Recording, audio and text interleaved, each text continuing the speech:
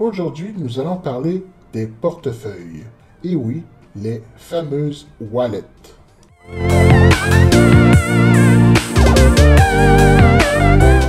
Tout d'abord, avant de parler des portefeuilles à proprement dit, nous allons nous attarder à l'utilisation des signatures numériques. Pour garantir la propriété des bitcoins, le protocole utilise actuellement en cryptographie asymétrique le ECDSA pour Elliptic Curve Digital Signature Algorithm ou algorithme de signature numérique sur courbe elliptique en français. Pour l'utilisation de cette technologie, il faut avoir deux clés, une clé publique et une clé privée. La clé privée servira à faire la signature, tandis que la clé publique, qui est dérivée de la clé privée, va servir à vérifier la signature tout simplement.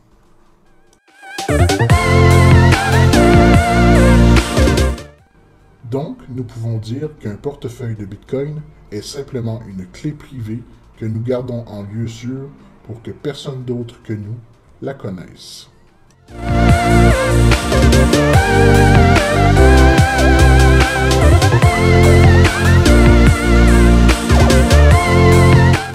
Dans la blockchain de base vient s'ajouter l'adresse publique permettant de recevoir des fonds. D'un côté, nous avons la clé privée et de l'autre, nous avons la clé publique. Mais pour recevoir des fonds, il nous faut un troisième type de valeur qui est une adresse publique. Beaucoup plus petite, mais ce n'est pas tout. À partir d'une clé publique, nous pouvons dériver plusieurs adresses publiques. Et toutes ces adresses publiques seront utilisées pour recevoir un montant dans le même wallet, dans le même portefeuille. Il est à noter que toutes les adresses publiques dérivées restent valables en tout temps.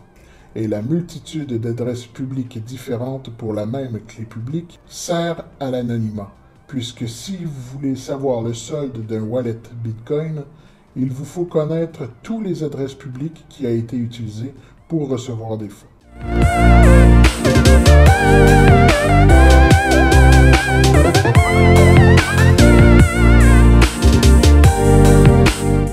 Donc, ensuite vient la clé privée qui servira à signer toutes les transactions qui sortent de multiples adresses publiques vers un autre destinataire. Alors, si Jean fait un transfert de 0,1 Bitcoin à Romain, lors de la création de la transaction, Jean signera la transaction avec sa clé privée. Le pool qui traitera le bloc de transaction n'aura qu'à vérifier la validité de la signature à partir de la clé publique qui se trouve dans la transaction.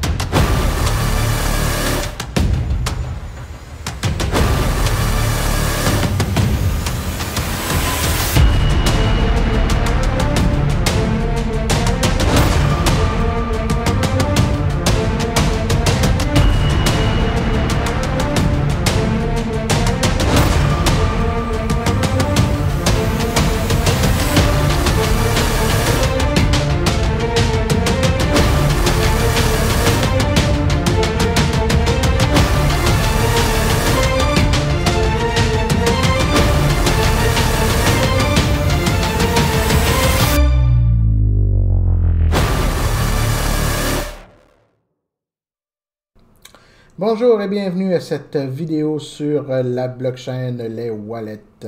Donc, nous sommes rendus à la partie 5 sur la blockchain. Je sais, je pensais commencer une autre série sur les smart contracts et une autre sur le piratage de la blockchain. Mais j'ai voulu ajouter une section à cette série de vidéos pour vous apprendre un peu plus sur les portefeuilles et surtout pour vous montrer à sécuriser celle-ci. Quel genre de portefeuille utiliser, qu'est-ce qu'un portefeuille physique, qu'est-ce qu'un cold wallet, qu'est-ce que les portefeuilles à multisignature. Donc, dans cette vidéo, nous allons aborder tous ces sujets.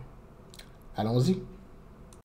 Tiens, enfin quelque chose d'intéressant!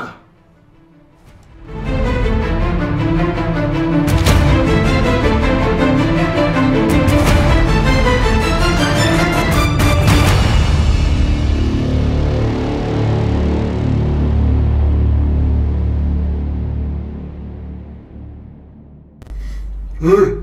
Qu'est-ce qui se passe encore? Ben, j'ai pensé que tu pouvais peut-être commencer à nous expliquer tout ça. Qu'est-ce que t'en penses?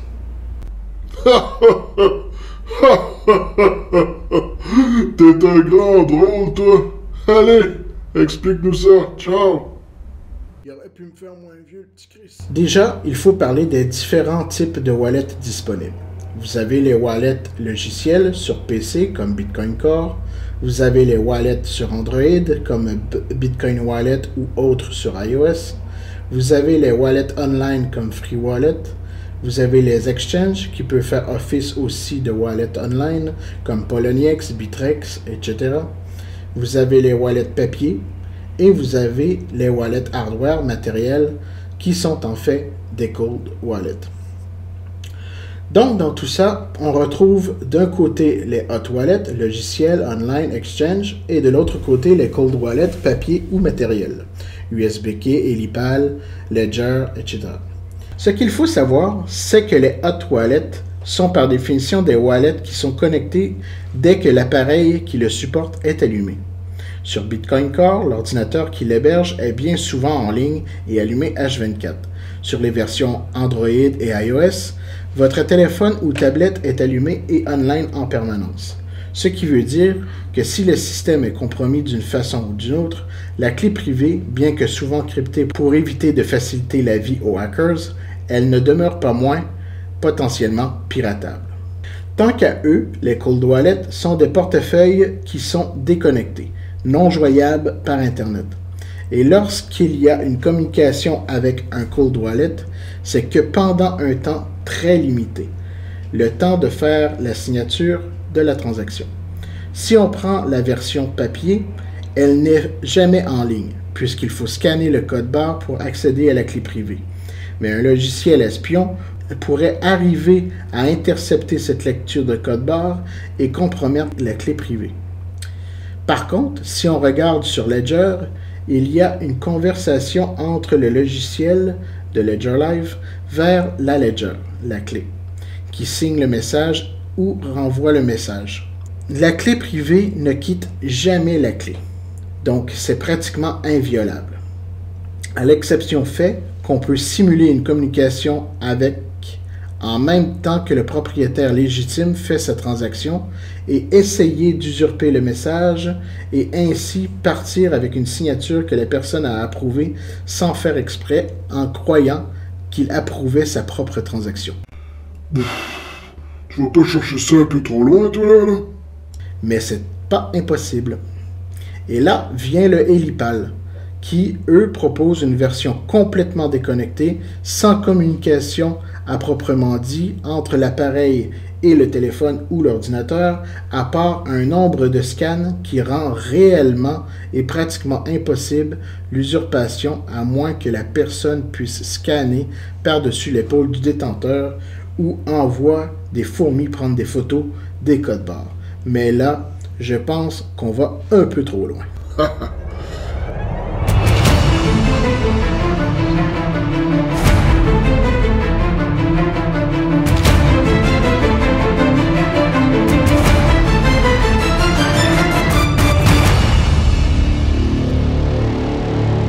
Maintenant, parlons des wallets multisignatures. Comme son nom l'indique, il y a dans le monde de la crypto des wallets qui nécessitent plusieurs clés privées pour signer une transaction. Comme vous l'aurez deviné, l'adresse qui commence par un 3 sera générée à partir de N clés publiques des gens qui doivent signer. Cela permet en fait de faire comme dans toutes les bonnes banques qui doivent recueillir un nombre de N de signatures pour ce faire. Comme les chèques multisignatures ou les comptes de compagnie à multisignature. Nous ne rentrerons pas dans les détails techniques, bien qu'instructifs, dans cette vidéo. Si vous le demandez en commentaire, je ferai une capsule spéciale pour cela.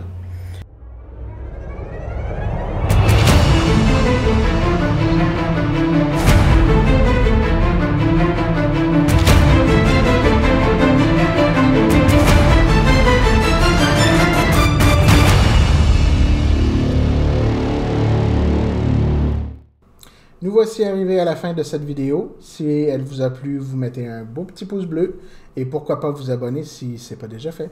Merci.